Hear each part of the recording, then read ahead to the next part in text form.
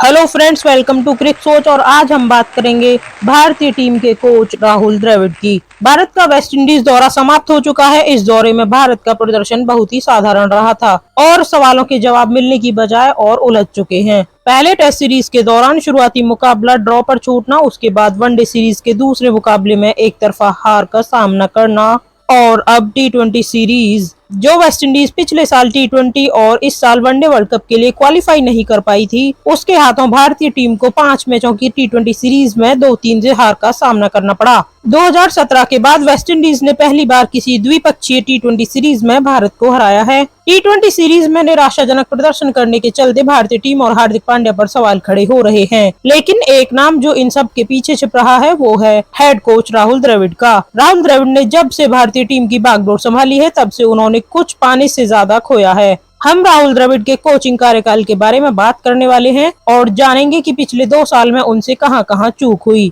टी20 world cup 2021 की समाप्ति के बाद ही रवि शास्त्री का कोचिंग कार्यकाल खत्म हो गया था। इसके बाद राहुल द्रविड़ को भारतीय पुरुष टीम के हेड कोच के रूप में चुना गया था। राहुल द्रविड़ से उम्मीदें थी कि जो गलती पिछले कार्यकाल में हुई वो अब ना हो और भारतीय टीम आईसीसी टूर्नामेंट्स जीत पाए।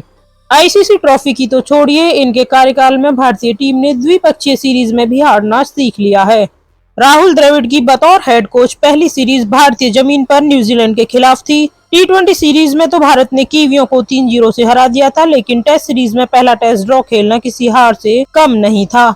इस टेस्ट सीरीज में भारत ने न्यूजीलैंड को 1-0 से शिकस्त दी थी। इसके बाद 2021 के आखिर में राहुल द्रविड़ का पहला विदेशी दौरा शुरू होता है। साउथ अफ्रीकी धरती पर पहला टेस्ट जीतने के बाद राहुल द्रविड़ की कोचिंग में भारतीय टीम आखिरी 2 टेस्ट गंवा देती है। इसके बाद वनडे सीरीज में भी अफ्रीकी टीम ने भारत का 3-0 से सफाया कर दिया। हेड कोच का पद संभालने के बाद राहुल द्रविड़ की ये पहली बड़ी नाकामी थी। इसके बाद टीम इंडिया वेस्ट इंडीज और श्रीलंका जैसी अपेक्षाकृत कमजोर टीमों के खिलाफ अपने घर में दमदार खेल दिखाती है। इस दौरान भारत ने वेस्ट इंडीज को वनडे और टी20 सीरीज में 3-0 से मात दी। उसके बाद श्रीलंका को टी20 में 3-0 और टेस्ट सीरीज में 2-0 से पटकनी दी। फिर 2022 के इंग्लिश समर में भारत ने 2021 की टेस्ट सीरीज का बचा हुआ 5वां टेस्ट खेला। राहुल द्रविड़ की कोचिंग में भारतीय टीम ने इंग्लैंड के बेसबॉल के आगे घुटने टेक दिए और लगभग जीती हुई सीरीज 2-2 से बराबर करवा दी। इस 5वें मैच में इंग्लैंड को जीत के लिए 378 रन चाहिए थे, लेकिन भारतीय गेंदबाजों के खराब प्रदर्शन के चलते मेजबान टीम ने 7 विकेट रहते ही यह लक्ष्य हासिल कर लिया था। टेस्ट मैच के बाद इंग्लैंड के खिलाफ वनडे और टी20 सीरीज खेली गई, जिसमें भारतीय टीम ने मेजबानों को 2-1 के समान अंतर से मात दी और अक्टूबर में होने वाले टी20 वर्ल्ड कप 2022 के लिए उम्मीदें जगा दी। टी20 वर्ल्ड कप 2022 से पहले 20 ओवर्स के फॉर्मेट में ही एशिया कप खेला गया था। एशिया कप के दौरान सुपर 4 स्टेज में भारत को श्रीलंका और पाकिस्तान के हाथों हार का सामना करना पड़ा, जिसके चलते उसे फाइनल खेलने से पहले ही स्वदेश लौटना पड़ा। अब राहुल द्रविड़ के सामने टी20 वर्ल्ड कप 2022 था। इस वर्ल्ड कप में भारतीय टीम जैसे तैसे करके सेमीफाइनल में तो पहुंच गई, लेकिन वहां पर इंग्लैंड के सामने 10 विकेटों से हार का सामना करना पड़ा। इस टूर्नामेंट के बाद कोच और कप्तान पर सवाल उठने लाजमी थे, क्योंकि भारतीय टीम बार बार पुरानी गलती कर रही थी। इस टी20 वर्ल्ड कप के बाद भारतीय टी20 टीम में कई बदलाव देखने को मिले, जैसे रोहित शर्मा विराट कोहली को रेस्ट देना, युवा खिलाड़ियों को मौका देना और हार्दिक पांड्या को टीम की कमान देना। हालांकि इन फैसलों से टीम के प्रदर्शन में कोई सुधार नहीं दिख रहा है। टी20 वर्ल्ड कप 2022 के बाद द्रविड़ की बड़ी परीक्षा ऑस्ट्रेलिया के खिलाफ घरेलू सीरीज में होनी थी।